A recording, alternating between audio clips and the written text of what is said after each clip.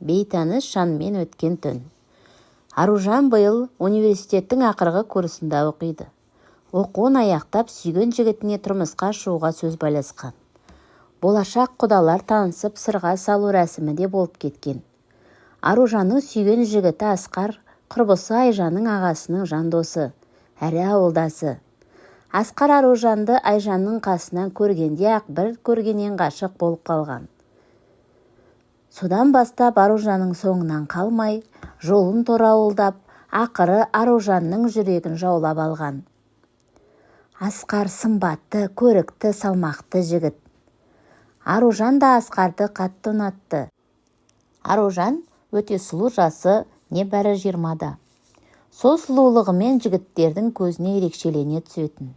Қаншама жігіттердің қол жетпес арманы болған Аружан сол көп жігіттің ішінен Асқарды таңдап, қос ғашықтың махаббаттары күннен күнге арта берді.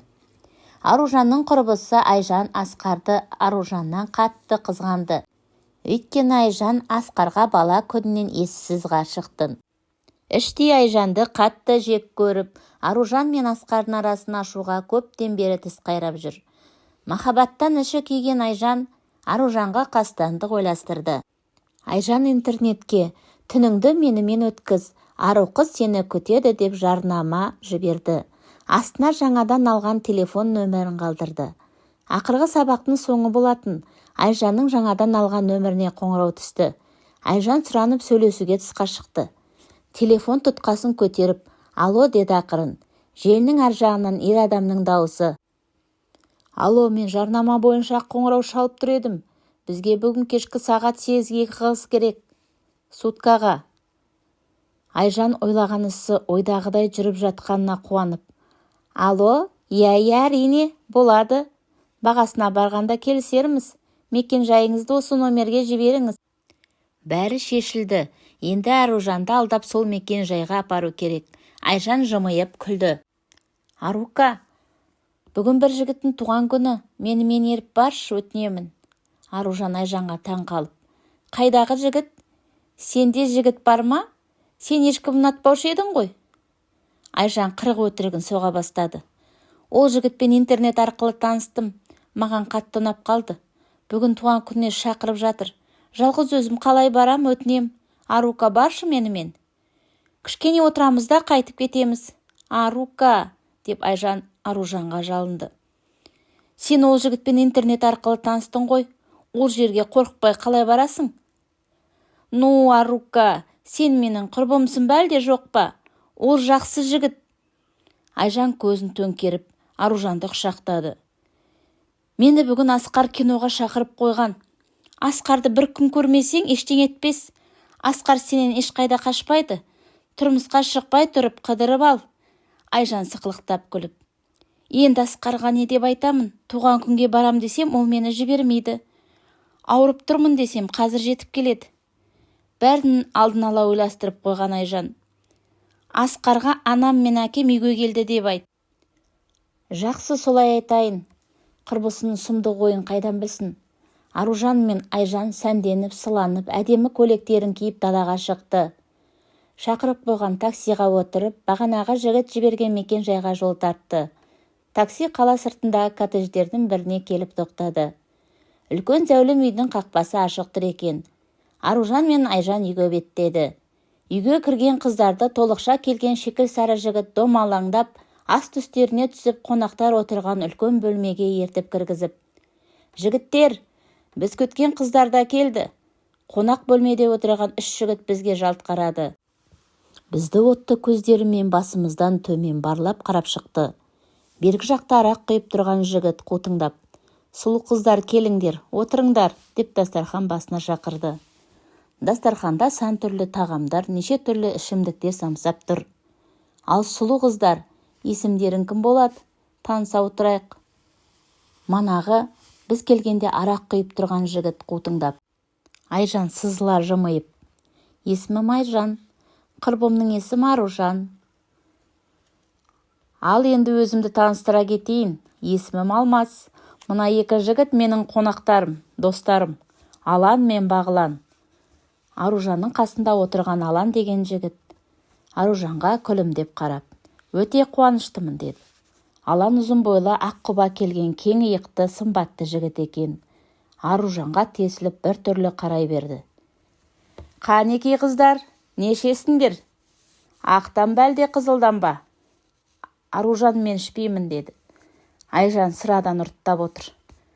Айжан мен Алмастың сөздері жарасып, қызу әңгіме дүкен құрып кеткен. Аружан дастархан басында өзін-өзі жайсыз сезініп, ыңғайсызданып отыр. Өзінде үн жоқ.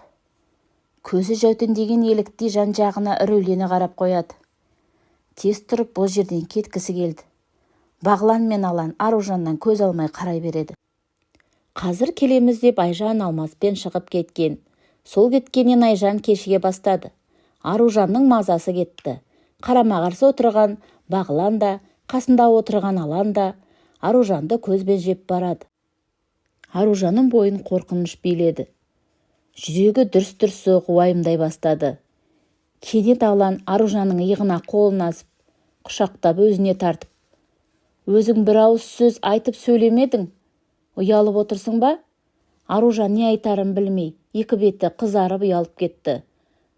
Аланның құшағынан сытылып шығып, мен Айжанға барып келем, деп есікке беттегені сол еді, алдынан Алмас шықты. Айжан қайда? Деді Аружан. Айжан телефонмен сөйлесем деп далаға шығып кеткен, содан жоқ. Аружан Айжанға қоңырау шалды. Телефон сөндірулі. Айжанның мазасы кетіп. Айжанға бірнеше рет телефон соқты. Телефон сөндірулі. Айжанның бойын қорқыныш билеп, екі тізесі қалтырап қатты қорқып тұр. Мен үйге қайтайын, деп Аружан сыртқа беттемекші еді. Алдынан қутыңдаған Алмас жолын бөгеп. Қайда кеттің, сұлуым? Алаңдама, бағасына келсеміз, ренжітпеймін. Аружан бойы қалтырап, сіз не деп тұрсыз? Жіберіңіз, деп далаға ұмтылды.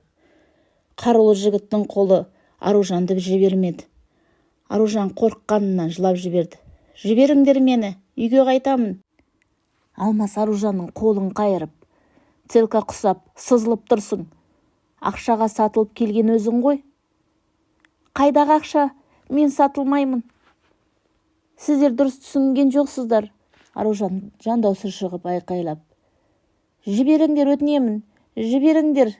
Ботадай боздаған Аружанның көз жасына ешкім қарамады.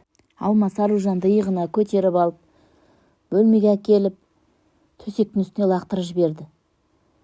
Бірінші қонақтарыма жақсылап қызмет ет, артынан саған өзім келем. Ренжітпеймін, ақша жағына уайымдама, деді мықсия күліп.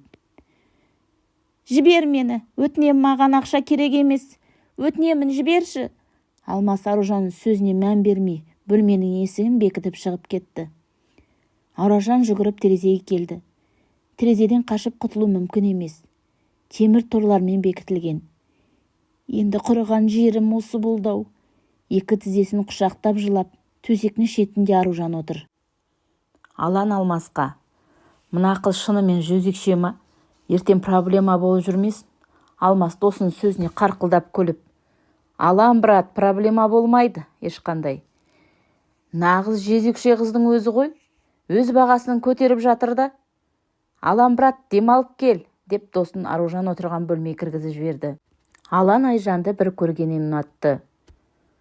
Сұлулығына тәнті болып, неткен әдемі қыз. Әттен тәнін сатып, қор болып жүр деп ойлады. Алан бөлмеге кіргенде Аружан үрпиіп, шошына қарады. Алан жақындап келіп, Аружанның қасына отырды. Жолама кет, деп Аружан боздап қоя берді. Өз аяғымен келдің, енді неге жылап отырсың? Бірінші рет жігітпен жатайын деп тұрған жоқ шығарсың. Мен қызбын, мен ешкіммен жатқан жоқпын. Алан Аружанға сенбеді. Қыз болсаң мына жерде не істеп жүрсің? Мені құрбым туған күн деп ертіп келді. Шарапқа масайраған Алан қызды жібергісі келмеді. Қыз болсаң дәлелде, бүгін түнді менімен өткіз. Егер шынымен қыз болсаң, саған ешкім тиіспейді. Егер мен қалмаймын десең, жолың ашық, кете бер. Бірақ сені жігіттер жібермейді. Бәрімен болып шығасың. Аружанның басқа амалы қалмады. Сол түнді Аланның құшағында өткізіп, пәктігімен қош айтысты. Алан сөзінде тұрды. Аружанға ешкім тиіспеді. Шаруасын бітірген Алан терең ұйқыға кетті. Таңда бозарып атып келеді. Аружан жалма-жан киініп бөлмеден шықты. Үй тым-тырыс. Барлығы ұйықтап жатқанда қашып кетейін, әйтпесе бұлардың маған не істейтіні белгісіз, деп ойлап, Аружан дастархан үстінде қалған телефонын қолына ала сала далаға шығып кетті.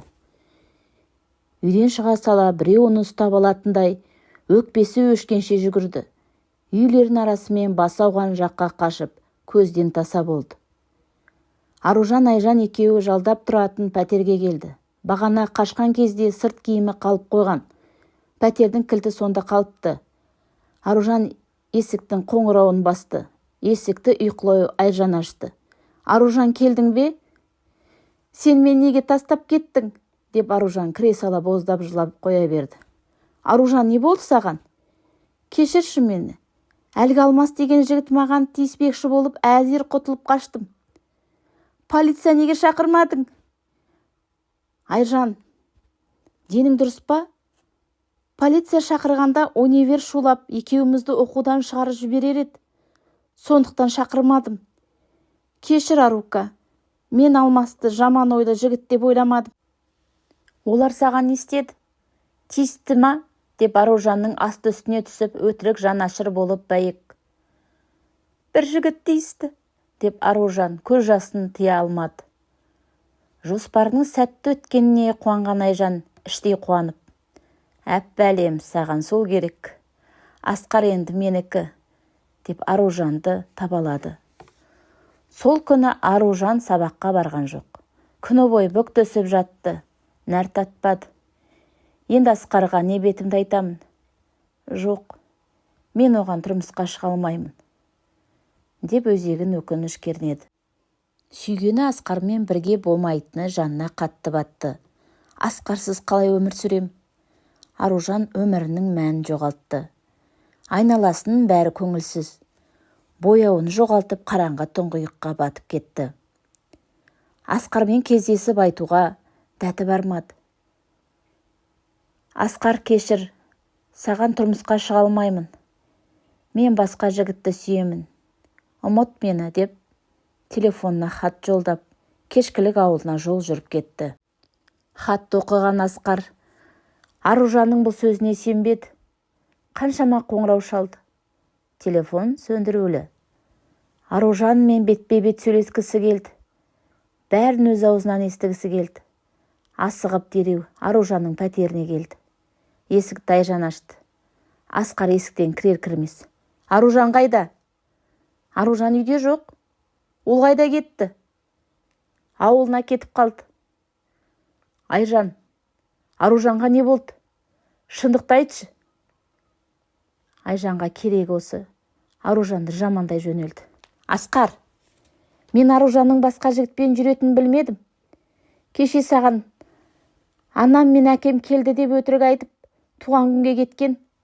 Содан таңертең бірақ оралды. Пәктігін жоғалтып келіпті. Енді саған қарауға бет жоқ, сондықтан ауылына қашып кетті. Асқар жұдырығын түйіп тістеніп тұр. Түрі бұзылып, өңі қашып кеткен. Әрі қара ештеңе естімеді. Құлағы шыңылдап, есін жоғалтқан адамдай теңселіп үйден шығып кетті. Асқар жанын қоярға жер таппады. Не де болса Аружанның өз аузынан естігісі келді. Асқар Аружанды іздеп ауылына келді. Асқарды көрген Аружанның өзегі өртенді. Аружан, жаным, саған не болды? Басқа жігітпен жүргенің, пәктігіңді жоғалтқаның рас па? Аружан үнсіз тұрған жерінде қатып қалған. Неге үндемейсің? Жоқ деп айтшы.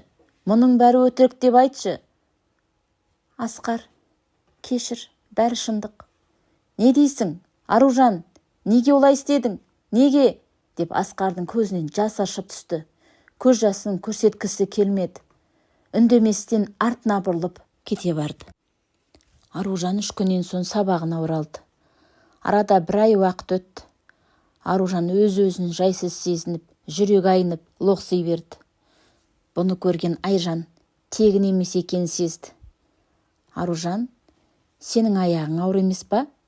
Жоға, қайдағын айтпаш. Айжан жүгіріп барып дәріханаға барып тест алып келді. Тест 2 жолақ көрсетті. Аружан өзінің аяғының ауыр екеніне сенбеді.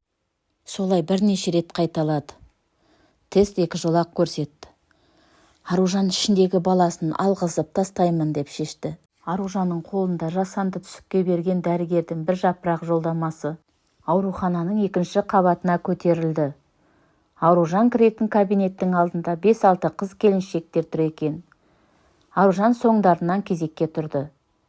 Медбике кезек-кезек аты жөндерін атап қыздарды әкетіп жатыр. Бөлмеден шыққан қыздар аяқтарын сылп басып ауырсынып кетіп жатты.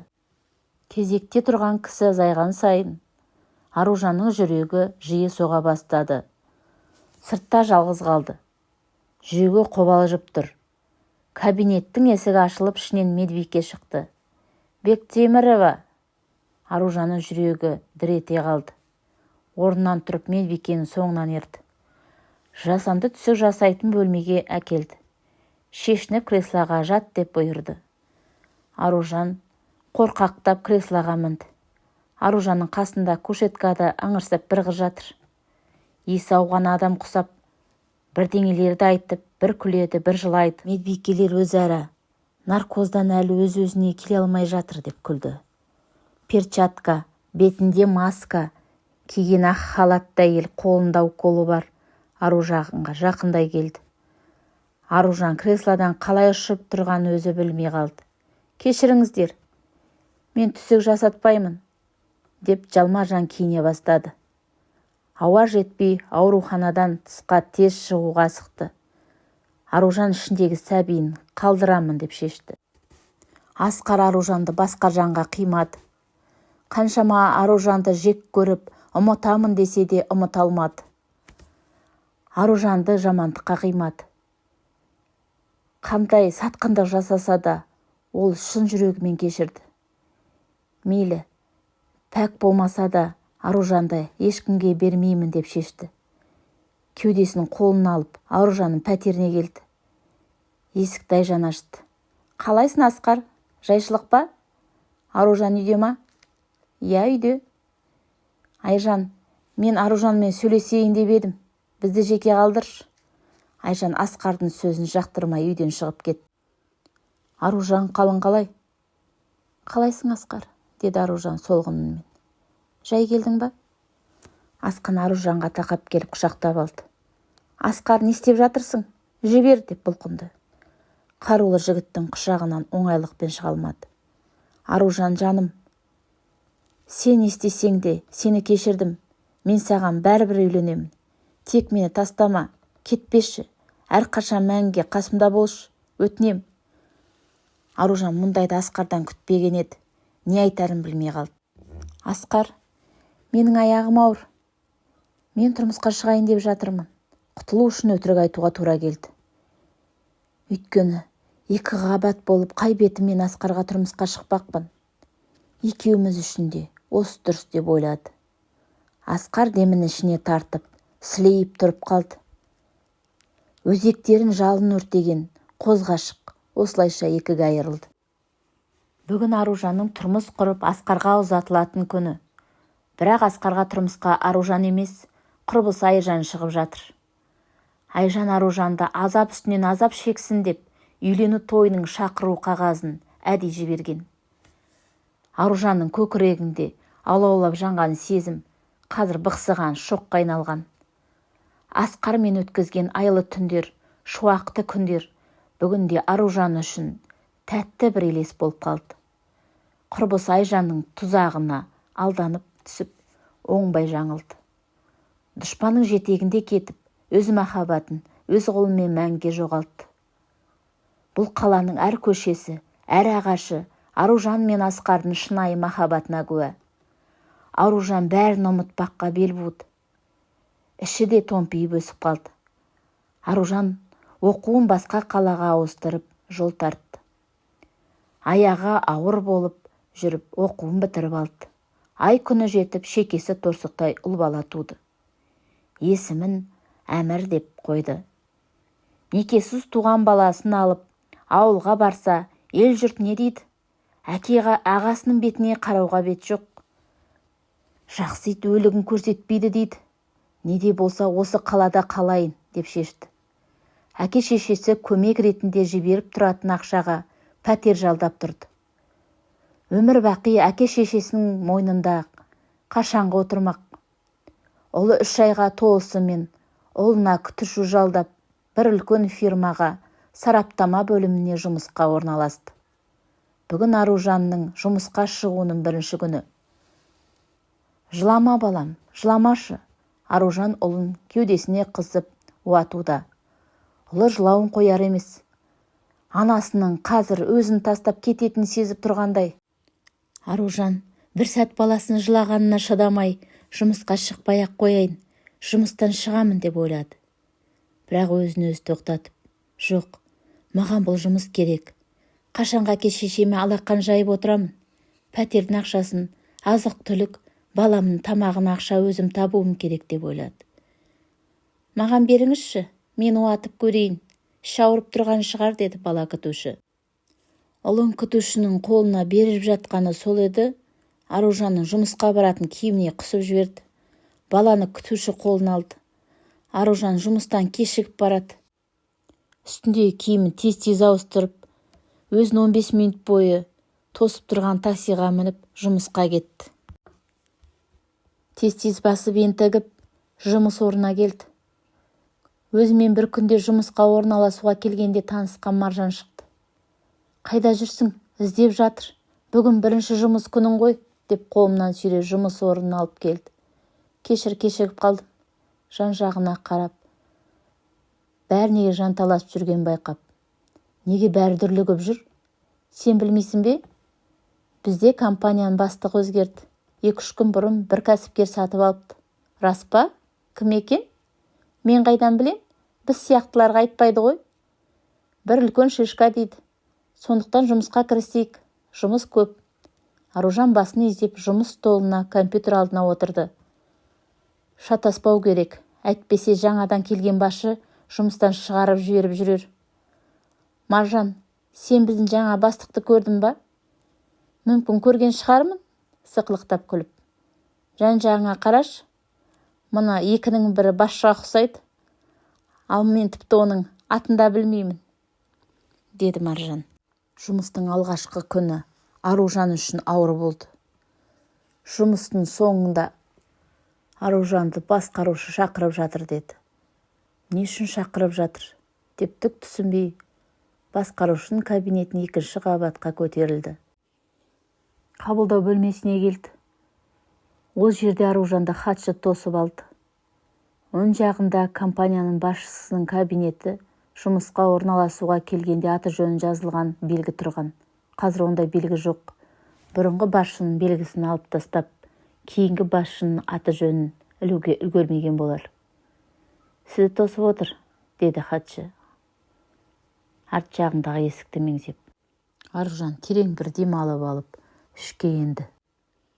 Өзін жұмысқа қабылдаған жасы 50 шамасындағы ер адам әрі-бері ойланып жүр. Аружанды көріп тоқтап қалды. Сәлеметсіз бе? Деді Аружан. Басшы отыр деп меңзеді. Аружан басшы меңзеген жерге отырды. Басқарушы креслосына қон жая отырып жатып, бедірейіп Аружанға қарады. Мен сізді жас маман ретінде жұмысқа алғанда, сіз бәрін жақсы меңгеріп кетеді деп ойлағанмын. Бірақ бүгін маған жоғарыдан звондап, сіздің атыңызға шағым түсті. Сіз өз жұмысыңызды сауатты, кәсіби орындай алмайды дейді. Мен жұмысқа бүгін алғаш шығуым. Егер қателіктер кетсе түзетемін. Мен аз уақытта тез меңгеріп кетемін. Мен оған сенімдімін әрине. Галстугін түзеп. Бірақ бұл жерде менің еш күшім жоқ. Маған сізді жұмыстан босатылсын деп үкім жоғарыдан келді. Аружан тілі күрмеліп, не айтарын білмей тұрып қалды. Басқарушыға телміре қарап тұр. Ал керек болса, жұмысқа тұрдым. Бет алды бір күндік уақытымды өткіздім. осы жұмыс үшін баламды тастап шығып едім, рахметтер жоқ, деп ойлап. Аружан басқарушыға ештеңе деп тіл қатпастан басын изеп кабинеттен шығып барады. Жүйкесі тозып, бойын ашу биледі. Жаңадан келген басшы өте сақшыл, сарам бейбақ екен.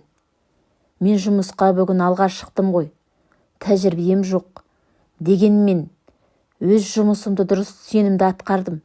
Қате кетуі мүмкін емес. Қателік болса да, бір жолға кешірумен қарауға болады ғой. Жоқ, мен бұл жұмыстан айырылмауым керек. Жалақысы да жоғары. Аружан кабинеттен оқтай ұшып шықты да, тоқтап, табличкасы жоқ есікке қарап тұрды да, қайта оралып хат жазға келіп, кабинетте біреу бар ма? Бар, бірақ онда сізге кіруге болмайды. Енді маған болады. Мен өз ойымды ашық айтып кеткім келеді. Осылай бір қателескен жұмыскерді жұмыстан шығара берсе, жақында өз жұмыскерсіз қалады. Әйтеуір жұмыстан шығарып жіберді, басшының бетіне бәрін айтып кетейін деп, зығырданы қайнап, хатшы қызды итере кабинетке кіріп келді. Аружан терең бір дем алып алып: сіз қалай ғана бірінші біліп алмай, оп-оңай адамды жұмыстан шығара саласыз? Мен жұмысқа бүгін алғаш шыққан жас маманмын.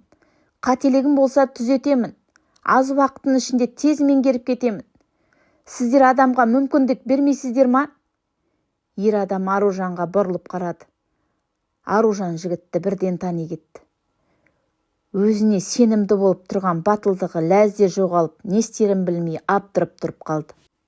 Қарсы алдында бір жыл бұрын өзін мәжбүрлеп пәктігінен айырған ұлы әмірдің әкесі тұр. Аружан, деді алан таңғалып, қабағын көтеріп, сен мұнда не істеп жүрсің?